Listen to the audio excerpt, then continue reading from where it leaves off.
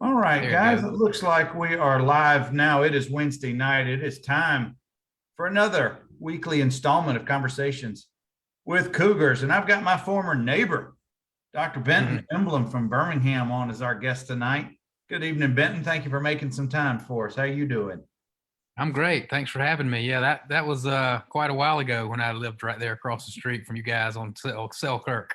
It was the Emblems, the Stuckies, the Nombergs, the Hornbuckles, and a whole bunch of other, the Creoles, a whole bunch of other families, that class of 94, a whole bunch of good athletes and a bunch of good dudes all lived over there off of Buena Vista in that neighborhood. But we've got Benton Emblem. Benton is an orthopedic surgeon here in Birmingham with Andrews Sports Medicine. You've probably seen him on the sidelines, but we'll get into that in a few minutes. But he had the pleasure, the absolute pleasure of being a place kicker for Northview back in his day, one of the loneliest jobs any football player ever has. But before we jump into the Wayback Machine, Benton, tell folks a little bit about your beautiful family and what you do these days and what keeps you busy. Yeah, so we live in Birmingham, obviously, like you said, and moved over. I moved to Birmingham straight out of college. Went to University of Alabama and went to med school at UAB. My wife and I got married. Anna, she's actually from Headland, went to Houston Academy. We got married after my first year of medical school in 2002, and I started med school here at UAB. Finished and did an orthopedic surgery residency, and we've got two sets of twins actually. Had fraternal girls when I was an intern in orthopedic surgery in 2004, and then is that right? Oh gosh, 2007. Don't worry, this is only going to be recorded, watched by your wife and your And my mom. children. That's right. That's right. Yeah, 2004, I should say. Mhm. Yeah, 2004. And then a few years later, I had my boys, and they're identical. And once I finished my orthopedic surgery residency, I did a fellowship in sports medicine with Dr. Andrews here in Birmingham. And he asked me to stay on with him and asked me if I would be interested in pursuing further training in hip preservation because there was nobody in our group or his group or in the state for that matter that was doing any of that. So I spent some additional time up in Nashville with Tom Bird, perfecting that craft of hip preservation surgery, and have been here since then. Um, like I said, two daughters, they're 18 years old, just graduated from high school, one going to Georgia in the fall, and the other one going to Alabama. So our 6-person family is still going to remain six, but only four of us are going to be around the house in the fall. So Well, it's going to be a house divided. You've got responsibilities with Auburn's athletic department. You've got one kid in Tuscaloosa. You'll have one kid in Athens. I don't know who your boys root for or Anna roots for, but y'all, I mean, I don't know how many TVs you've got in the main room, but there's got to be every game on every Saturday, I oh yeah, for suspect. sure. No, Anna went to Auburn, so she's an Auburn fan. The boys are Mm-hmm. actually, they grew up pulling for Alabama when they were little, and now Mm-hmm. they've become more Auburn fans just because a lot of their friends and their Mm-hmm. families go to Auburn. So yeah, I mean we got Auburn, Alabama, Georgia, you name it. You better keep an eye on them. They may end up being Ole Miss and Lane Kiffin fans before too long. So you better keep an eye on that. Well, at least they're guys. That's right. That's right. Well, guys, I'm talking with Benton Emblem. Benton, how did you get started in sports? I know football was one of your passions growing up, but I know you played other sports. What was it about? I don't know what sport turned to you the first, or you turned to the first as a kid. Yeah, the first sport I played as a child was t-ball. I think David and I were actually on the Phillies together in t-ball way back when in Dothan. So I played t-ball with David and everybody else that you just alluded to earlier, the Hornbuckles, the Creoles, the Stuckies, everybody. We all played baseball growing up in Dothan. That was a big sport. And then I would say the next sport I played was basketball at the boys club. The Hornbuckles were big basketball promoters, and all of us played basketball together at the boys club. And the other sport I picked up was soccer. David and I played soccer as well. We were on, I guess we were on a a basketball team, a soccer team, and a baseball team at some point throughout our youth together. Your younger brother David, And so soccer, baseball, and football, and then played those sports. And I would say my best sport was probably baseball early on, and then it became soccer. I was always pretty good at basketball, but that wasn't my best sport. I was not very tall as a young person, still not to this day. And obviously, basketball tends to select the tall people, and some small people are good at basketball, but that just wasn't my sport. And then slowly morphed from soccer to football, and I liked kicking. I was really good at soccer. I had a good, strong leg, and I got into that in high school, and that's kind of the sport that I finished with in high school. I was the kicker at Northview for really 4 consecutive years.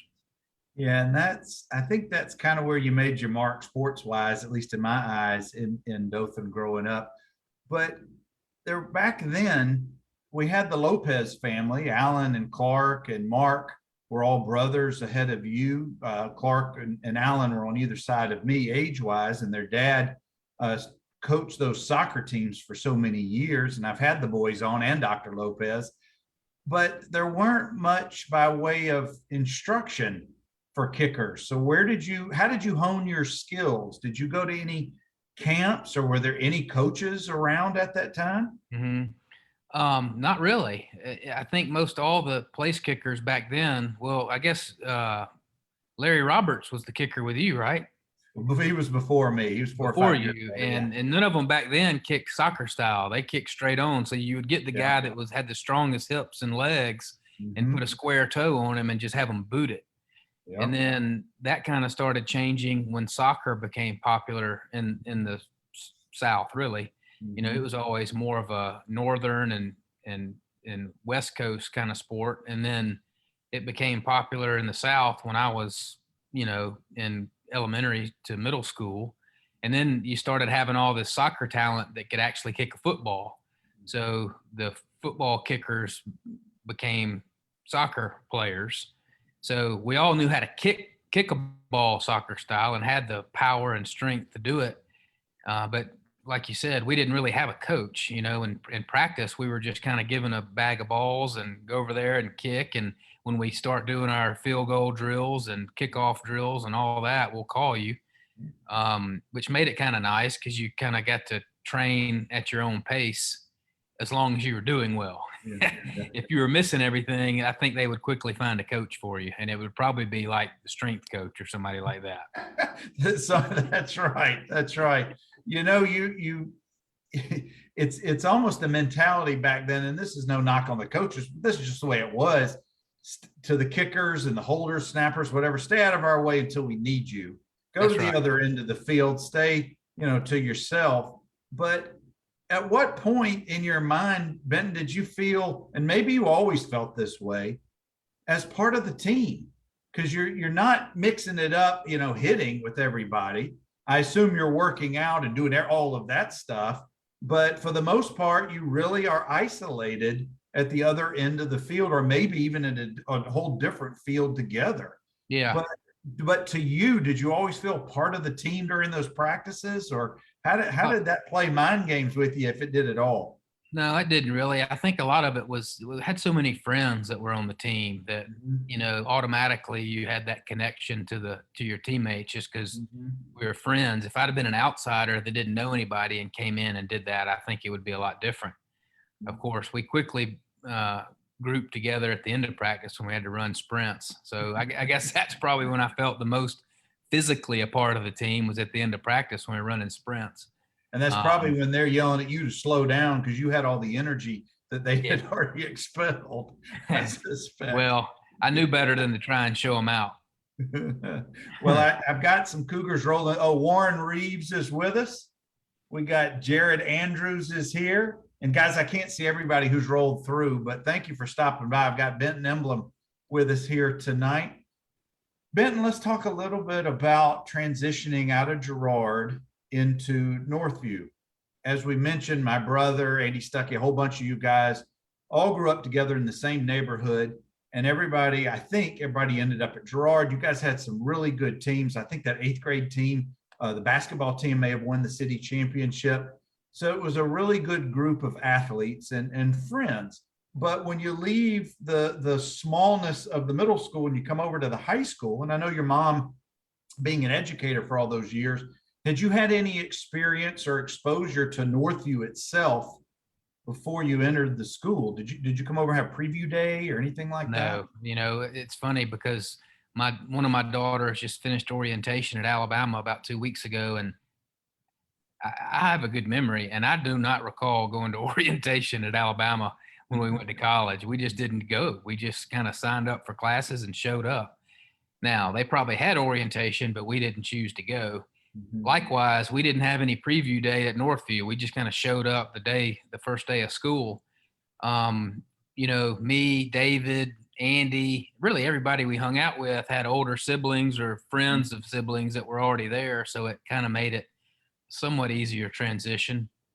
But you're right. I mean, going from an elementary or from a middle school that's usually about, I guess back then it was about a fourth to a third of Mhm. all middle Yeah, school kids, because you had Gerard, you had Honeysuckle, you had Beverly and Carver, right? right, Those right. four. So as those four middle schools well, they didn't all come together because some of them went to Dothan High, but the class sizes and you had four grade levels, so the number of students, you know, multiplied immensely, and it was a big transition. But having friends and older siblings and their friends there did make it somewhat easier.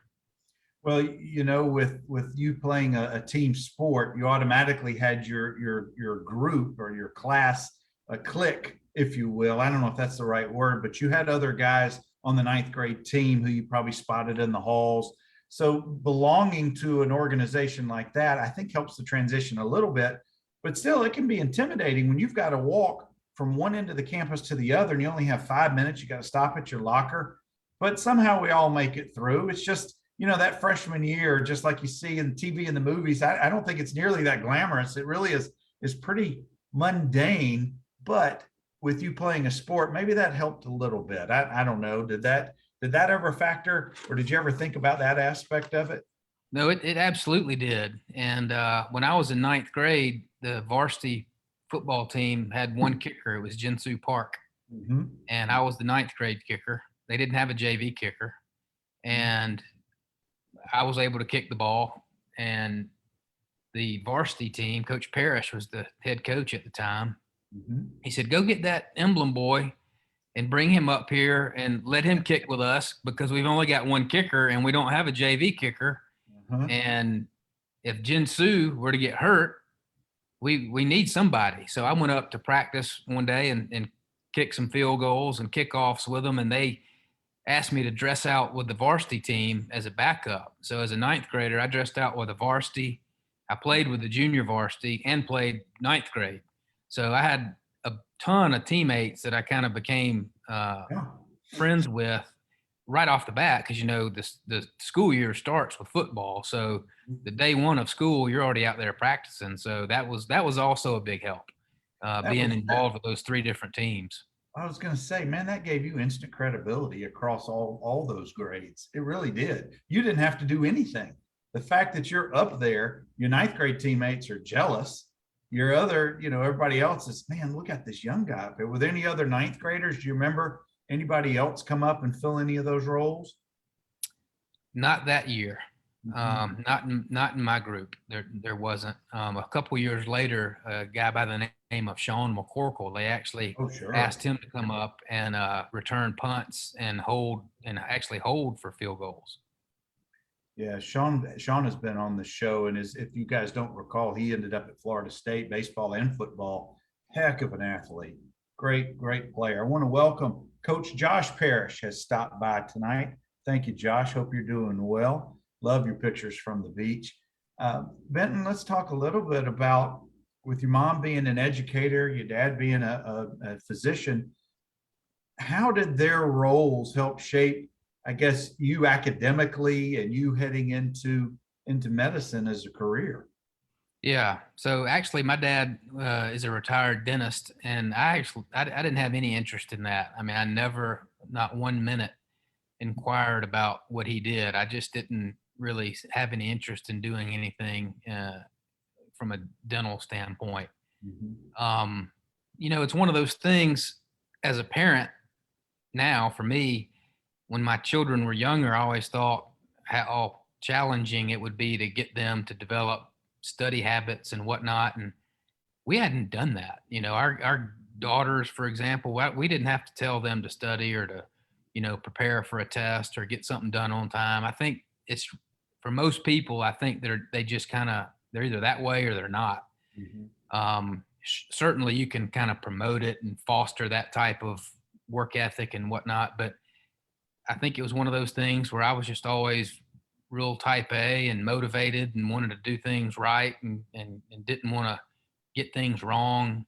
So I kind of, put it on myself to work hard and to get good grades. And to be honest with you, our group of friends, we had several friends that were academically inclined, and we kind of ran with the in vogue crowd, and it was looked up to do well in school. I mean, there were some other grades that were above us and maybe even below us that it really wasn't looked up to do well in school. So we were fortunate to kind of be in that environment, so it made it even easier.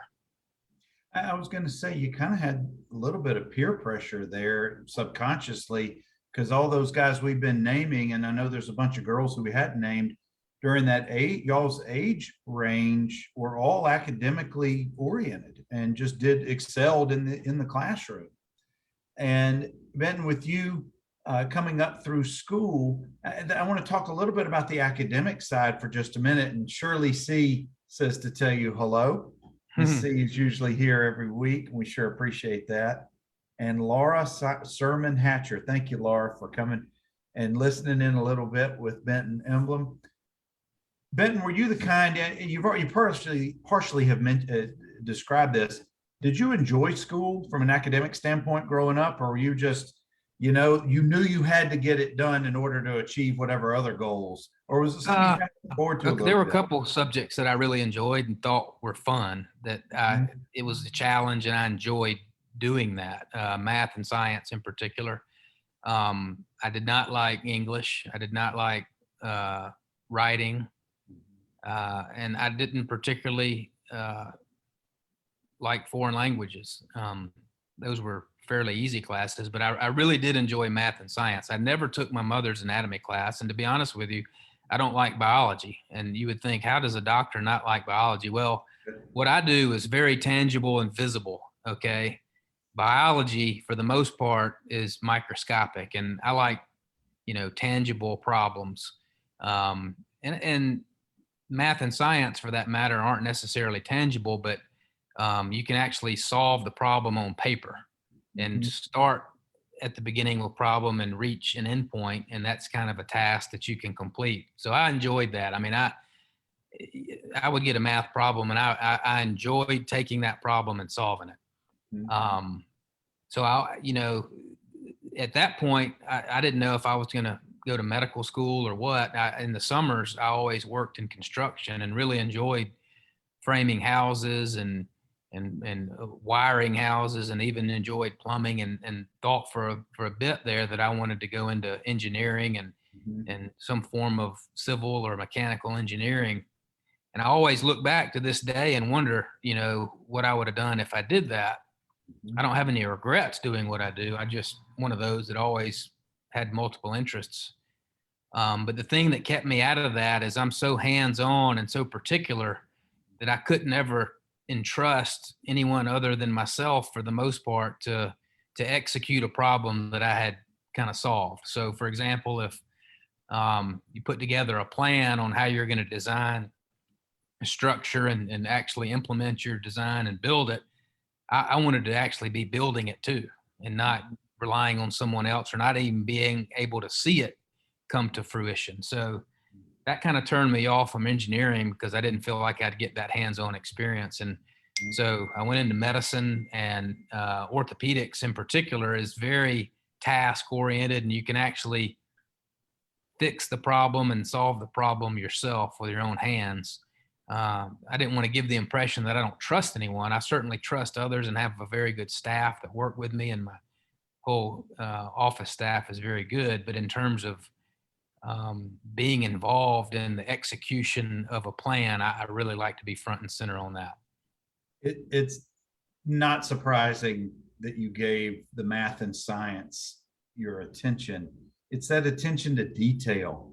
I think that, and I know so many surgeons, orthopedic surgeons, who love welding or just putting things together. And I suspect that's partly your approach, because you've got the bones have to go somewhere and the tendons and so forth. And I get that. And I saw it firsthand. For those of you who don't know, my daughter Emily played high school sports and some lacrosse in college, and Benton was so gracious and dealt with her twice. She had a hip issue one time, and he takes his thumb and he puts it right on the hot spot and he says, "Is this it?" And she just lit up like a Christmas tree, and he found that spot immediately.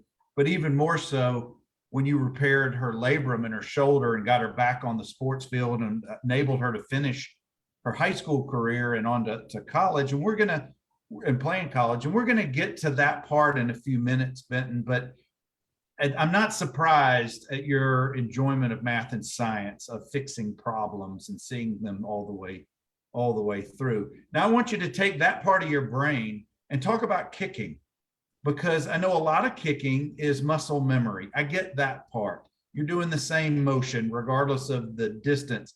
Oh, and I want to say Coach LeBron Stewart gives you a big shout out. Benton. Oh, yeah.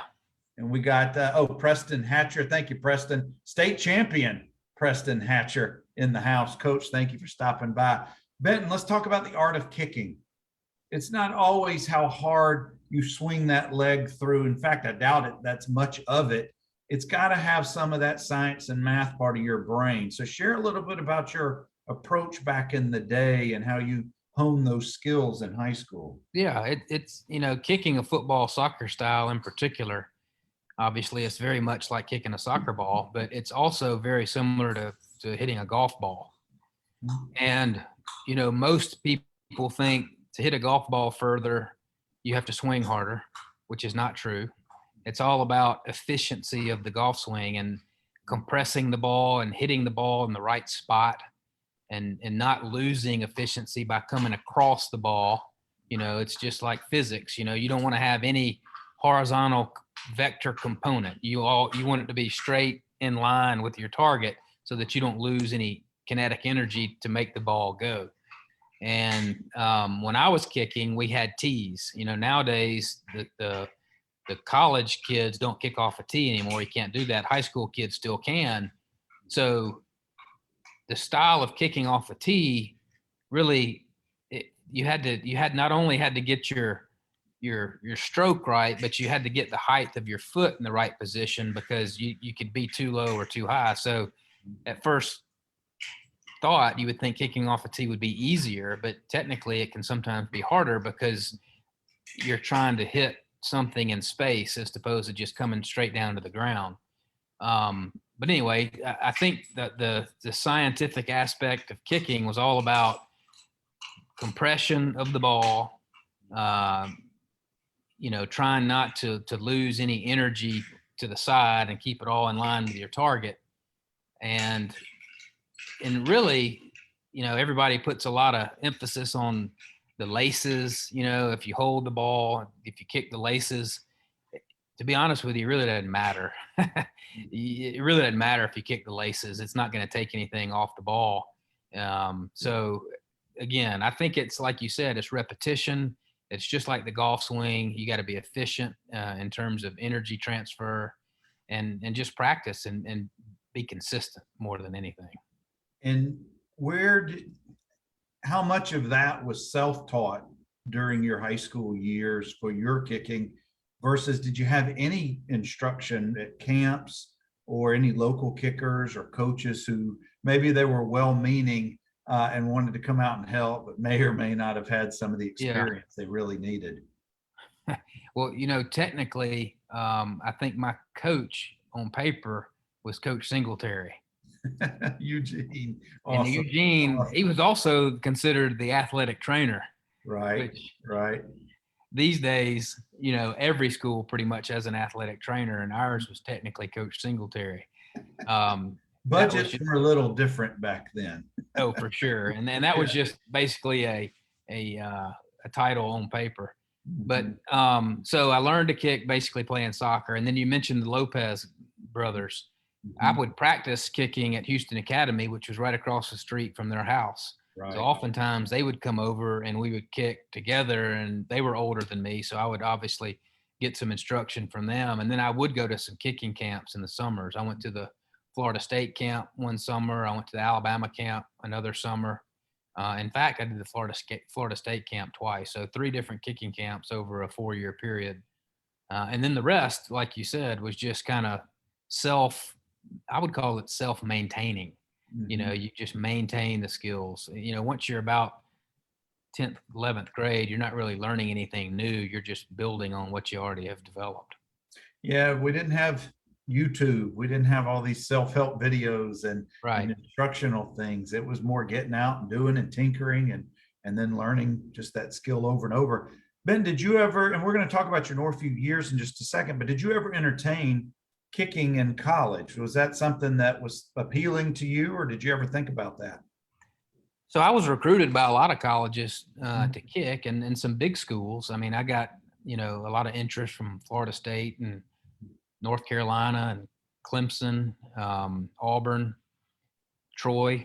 But to be quite honest with you, my senior year in high school, I'd gotten to that point where I was kind of, about 4 games into the season or with remaining in the season. I wasn't ready for the season to be over. I didn't want us to lose a playoff game. Right. But I started thinking about other things that I was wanting to do, Mhm. just, Mhm. and fortunately I had enough foresight at that point in my life to say, if I'm already kind of drifting away from 100% interest in football, probably don't need to do this in college. Yeah. Because even then, as compared to now, as you played football in college, it's a full-time job, and I don't see how students actually play football well and do well in school because it's such a time commitment on both ends. So I just was kind of ready to move on and not play. I could have, and I was, like I said, I had some opportunities, but I just chose not to. And back then, back in my time and your time, several years after me, they did not have the NCAA didn't have the time restrictions as they put into place later on. So there was no such as the 20-hour rule or whatever. I don't know what the current description is now. It was 40, 50, 60 hours a week during the season. Yeah. And yeah, it really, whether you were Division I, two, and even three back then, it is a huge time commitment to play any sport in college. Now, I want to take you yours and David, y'all's freshman and sophomore years. Um, what was that, 91, 92, I think. Y'all Correct. had some stacked varsity teams. I've interviewed many of the guys, Kevin Jackson, Izell Reese. I could go on and on and on. All of those guys who became Saturday players and some were Sunday players. But back then, it was almost expected that Northview would go to the playoffs each year and try to make a run.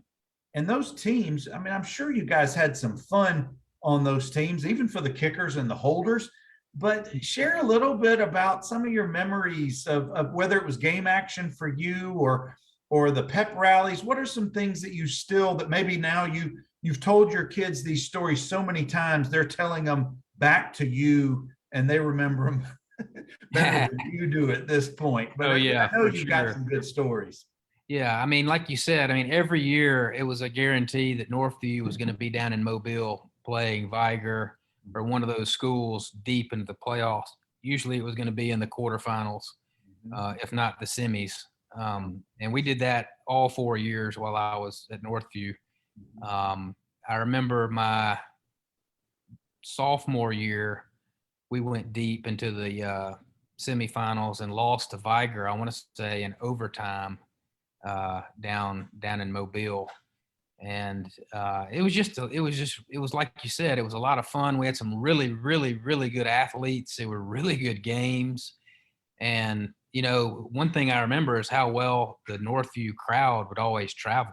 I Mhm. mean, we would be 4 hours away in Mobile and there would be almost a packed sideline over there, Yeah. um, almost like a home game. Of course, nothing like a Dothan Northview rivalry game when you look up in the stands and you would feel like you're at a Florida State Miami game, just from the colors and the pom poms and all of that. But it was really just understood that Northview we were going to go deep into the playoffs every year. Talk a little bit about pregame warmups at Rip Hughes, and we're playing Dothan, we're playing Enterprise, Ozark, one of our conference rivals. What was the mindset for you? And I don't, maybe you drowned out the noise around, or maybe you just soaked it all in. Everybody's a little different pregame, but you being on the field for so long, even after the team and before the team comes out, you're doing your thing. You have a chance to kind of soak it in a little bit, because share the mindset or your observations as a kicking specialist pregame at Rip Hughes. Yeah, so I was one of those that always just kind of drowned it out and didn't really get affected by noise and crowds and whatnot. I tell you what I remember the most about being a kicker and at Rip Hughes is, like you said, we would get out there early, and I would get warmed up early, and then after I got warmed up and the team was warming up, I would just kind of watch and look up in the stands, and usually all the friends that didn't play football would never make it to the stadium until about halftime. So that far end of the stadium, if you're looking from the field up to the right, was always about half empty until about halfway through the second quarter, and then they'd make it in. So I don't know if other schools were like that, but Northview certainly was. But what the most vivid memory I have is those Northview Dothan games and the stands being completely full, pom poms, looking up, and it really felt like you were at a college game. Yeah, some of those atmospheres, particularly for the Dothan High games, in my mind's eye, there's 30 or 40,000 people at Rip Hughes. In reality, it's more like 9, maybe 10,000 standing room only. But as we get a little bit older, we kind of remember things the way we want to, and that's why we record shows like this, or we have our children to remind us of the way that things really were. Guys, I'm talking with Benton Emblom. Benton was class of '94. He was a kicking specialist at Northview. He's now an orthopedic surgeon at Andrews Sports Med up in Birmingham. Benton, after Northview, after Alabama, and you get onto medical school and you have that exposure with Dr. Andrews and in his world, you being a former athlete, I suspect that was appealing to Dr. Andrews and the older doctors. But how is it for you transitioning from being an athlete to now getting the athletes back onto the field? Share a little bit about that genesis, how you got started in that world within medicine. Yeah. Most orthopedic surgeons in general played sports. The truth of the matter is most orthopedic surgeons are male. I mean, it's a male dominated subspecialty. There are a lot of females in orthopedics nowadays, a lot more, I should say. But most of the guys, played sports. It's kind of an athletic mindset, a lot of athletic related injuries, so to speak. But in terms of sports medicine, which is what I do, me and my partners that are sports medicine specialists, we all played sports, and everyone was pretty much a good athlete that could have played in college if they didn't. And that piece of their life, sports and athletics, which was once a big piece of their lives, or our lives in general, I'm speaking on behalf of myself and kind of my colleagues that do sports medicine. When that's no longer there, it's like there's a hole, in your heart, and there's something missing. So that's usually what attracts the sports medicine specialists to sports medicine, is they were former athletes. They enjoyed being on a team. They loved being a part of a team. And that's what we get to do from my perspective is, I don't get to run out and kick a ball or catch a pass or anything like that, but I get to have an impact on the ones that do and be a part of the team and keep someone on the field or get somebody back to play faster than they may have expected. communicating with coaches. And to be quite honest with you, the coaches will sometimes alter their game plans based on injuries and return to injury. And being a part of that is rewarding and keeps us kind of on the cusp of athletics and being a part of a team. So that's what I enjoy. I get asked all the time, you got to work Saturday. I mean, I know that's, just a burden to have to go to the game. Well, actually we enjoy doing it. So it's not really a burden. It's one of those things that people that don't really think like I do, or my partners do, or kind of our group of people that take care of athletes, we enjoy that. So working on a Saturday at a collegiate football game is actually enjoyable. I was going to say you've heard this before, I'm sure. A job is a chore. It's something we don't like to do. It's, mowing the grass, taking out the trash, whatever. But a profession is something that we do, and it brings us enjoyment. And I know you see your profession as such. I don't know if you have Friday or Sunday sideline responsibilities, but certainly on Saturdays, I suspect you feel a little bit of that rush of the athlete in you in the role that you play on the sidelines. Oh, no doubt. Fair? No doubt. Yeah, I take care of Hoover High School on Friday nights. I've been doing that since 2008 and was involved with Alabama from 2008 till probably 2018, I guess. And then Dr. Andrews asked me to come help him at Auburn just because he's older. He just turned 80 this year. But like you said, yeah, I mean, the first game of the season, I mean, it's a rush. You wake up on Saturday morning and it's October, and a cool front came in, that week, and you get up and it's 50 degrees and sunny. I mean, it's no better thing to do than to get up and go to a 2:30 football game at in Auburn or in Tuscaloosa or on the road. It's a lot of fun. It's exciting. I bet it is. I bet it's also exciting. I'm not going to exclude your older daughters who are now going to be going off to college, but have you had the talk with your 15-year-old sons, what they're living through on the Alabama sidelines, getting to meet all the players and experience all the championships? That's not normal. That's not going to be sustainable their whole life. I don't think they'll ever appreciate it until they're our age. I was going to say. I don't think they'll appreciate it when Coach Saban retires and Alabama goes through a lull again, like every team does. Yeah. Playing at that level through multiple coaches is not sustainable. So, they'll have some perspective when that occurs, but I don't think they'll really, really appreciate it until they're our age.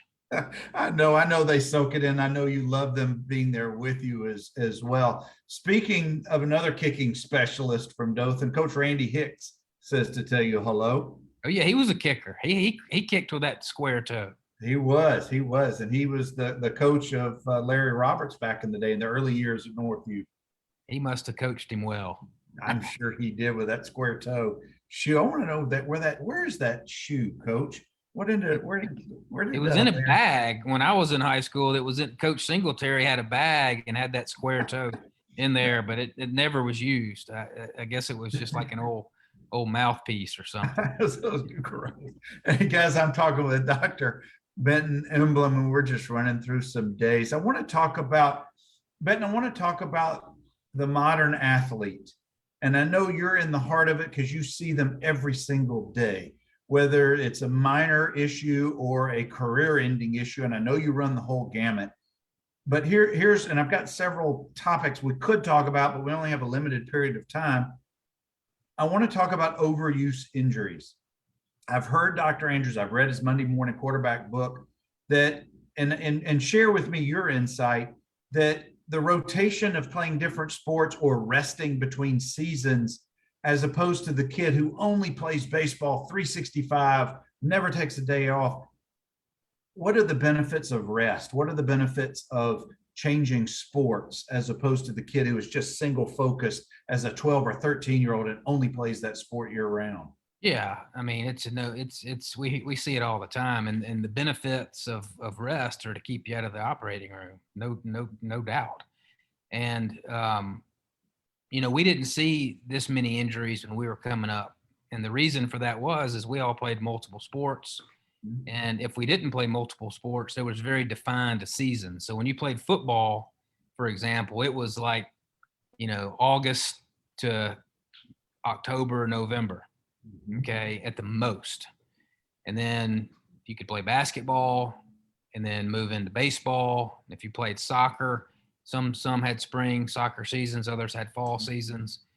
And then in the summers, everything was pretty much off. I mean, school baseball was over. You could play summer baseball, but once you got into high school, not many people did that.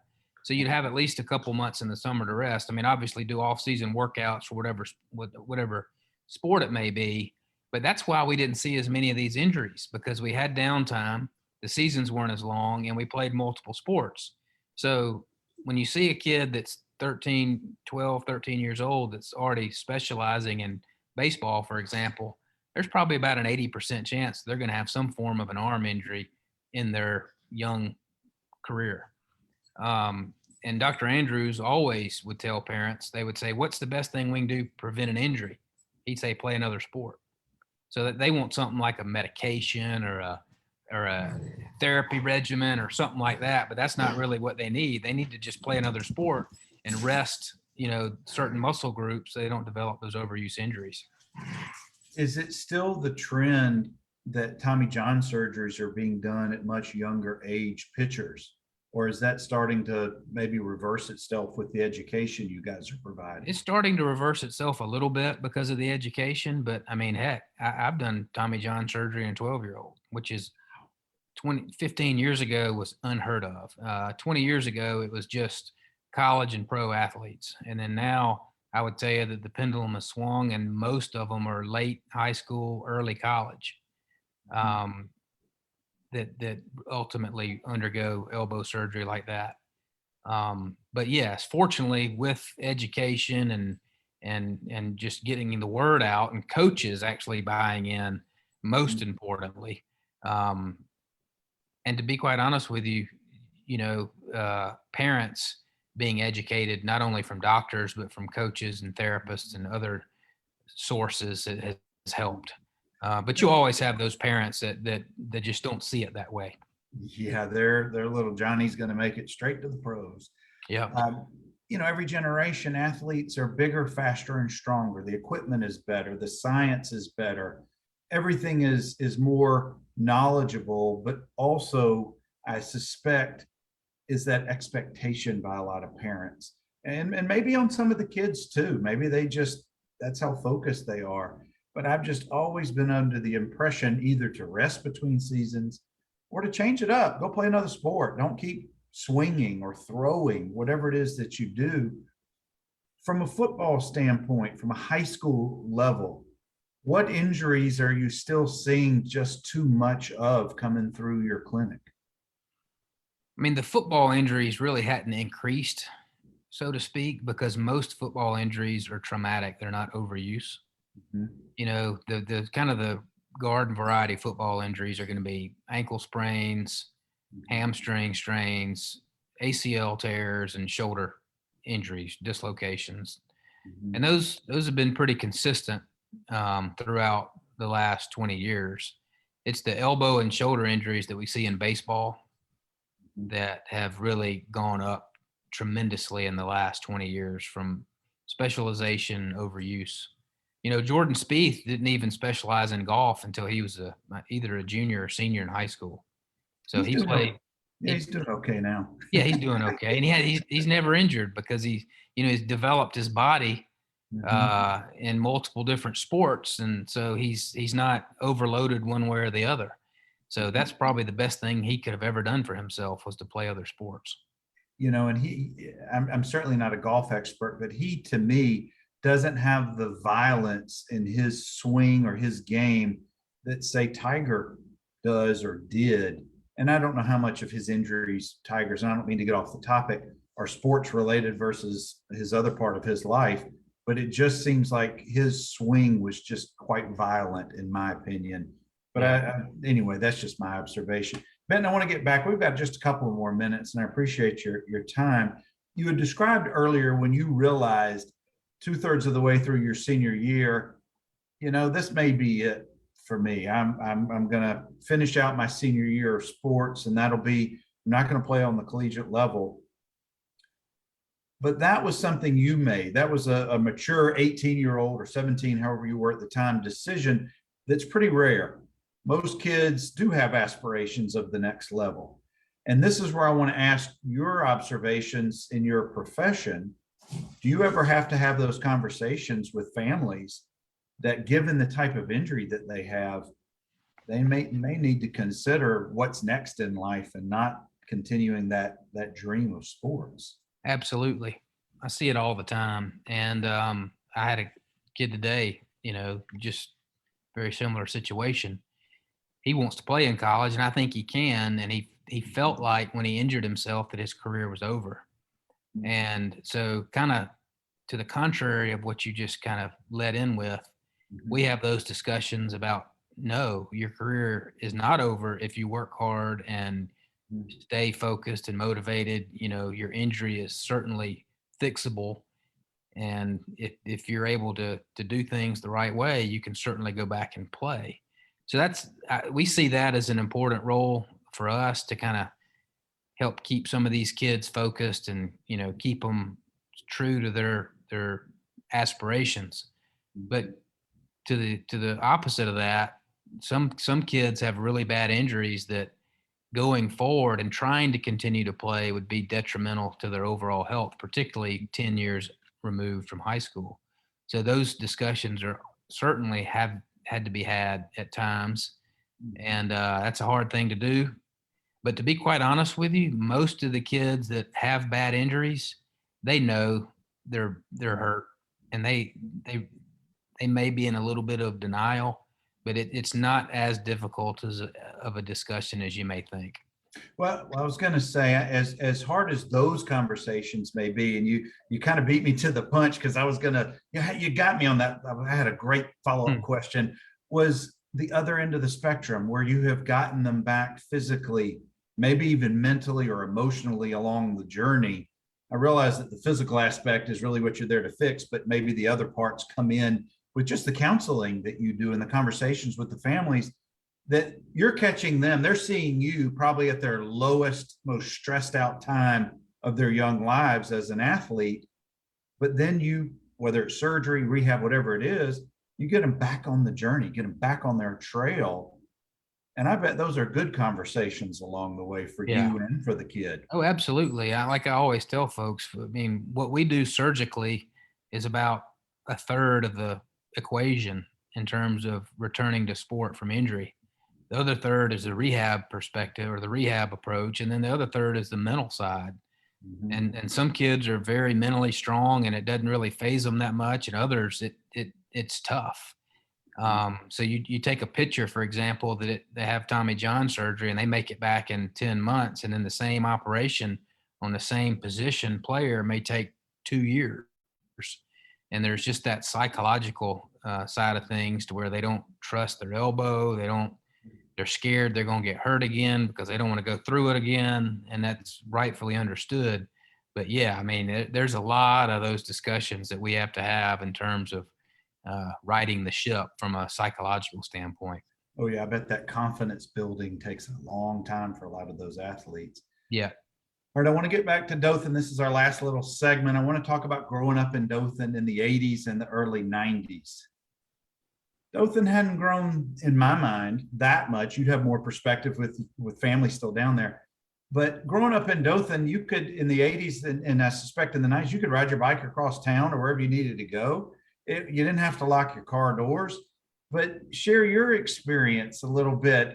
It's not like your children's experience of growing up in a much bigger city, and I'm sure that there's just a lot of things that were just a little bit slower. And I don't mean that in a bad way, but just growing up in Dothan, that maybe that you experienced as well. No, absolutely. I mean, I specifically did ride my bike to Girard Middle School when I was in 8th grade and didn't think twice about it. But I don't know if you've been down there in the last couple of years, but I don't know if I'd let my kids ride a bicycle from outside the circle to inside the circle. I mean, it's extremely busy. It's almost like crossing 280 now.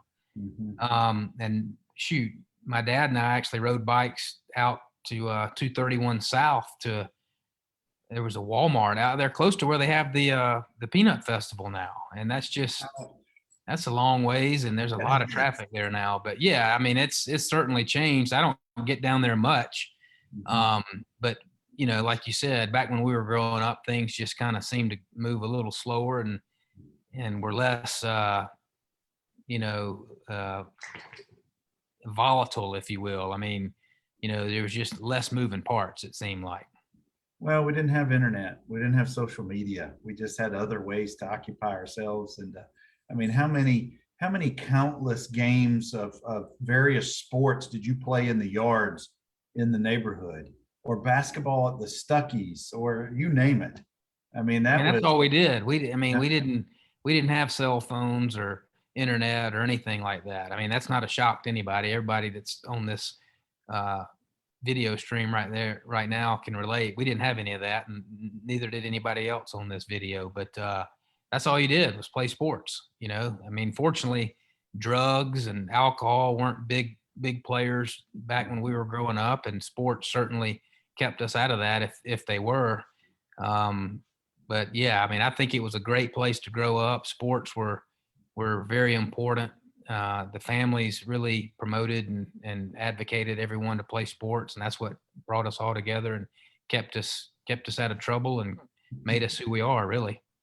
All right, I'm going to give you some rapid fire, and we're going to be finished in 3 minutes. When I say something, I want your first response. Rectangle pizza. Northview High School. All right. Rolling as a form of punishment on the football field. Did you ever have to do that? I think we had to roll down the hill. Yeah, down the hill from like the varsity field to the 9th grade field. Horrible. Yeah, you couldn't get away with that anymore, I don't think.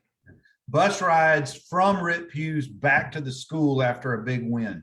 Yes, couldn't get back fast enough. Do you remember any of the songs that were sung after a big win on the bus? I do not. Our group, we were just so ready to get back and get in the shower and go meet all our buddies that didn't play sports. That I don't know if we could concentrate on anything else. What do you remember about pep rallies? I remember AC/DC. What about school spirit? Was it good, or was it what? I guess describe it for me. No, it's very good. Like I said, I mean, we'd have packed stadiums and pep rallies were packed. And yeah, I mean, everybody embraced athletics, particularly football, when I was coming through. Same with you. And I haven't been to a game in years, a Northview game. I actually covered the Hoover Northview spring game about 4 years ago at Rip Hughes, but it wasn't a regular season nighttime game. But I can't imagine the intensity like it was when we were there. It may be now that they combine schools, but yeah, I mean, school spirit was premium. I went to a game several years ago. They had an on-field pregame DJ going. I'd never heard of such. Anyway, that was the new thing. Last two things. Any particular favorite teachers or subjects at Northview? I enjoyed chemistry and calculus. Charles Pierce was my chemistry teacher. I took regular chemistry and AP chemistry and loved that. And then Miss Jernigan was our calculus teacher. And those are the two subjects I ended up majoring in college. I did math and chemistry, both of them. And to be honest with you, it was relatively easy in college because of the foundation that I got at Northview. I was getting ready to say there were certain strong subjects at Northview that helped out a lot of students in college level. Who did you carpool with your junior or senior year of high school? So I carpooled my freshman year with Ryan Hicks and my sophomore year with Hayes Wheelis. And then my junior and senior year, I was 16. So I took some younger kids. I took Joel Brown to school. His younger brother. What's Joel's younger brother's name? Anyway, his younger brother, I took him to school, and then my sister rode with me my senior year. Very good. Kevin Jackson says to tell you hello. He just signed on. Hello. Number 7. Well, Ben, I want to thank you for your time tonight and running through your history, your experiences a little bit at Northview and beyond. So thank you, Bud, for sharing that with us this evening. You're welcome. Thanks for having me. Absolutely. Guys, we've been trying to get Benton on for a while, but he's had a busy schedule. We're glad we got him tonight. Keep coming back on Wednesday nights. I've got several other folks lined up over the next upcoming months, but thank you for sharing some time with us tonight. Kevin says that you're the man. He Well, is guys, too. y'all be safe. We'll see you next Wednesday night. Take care.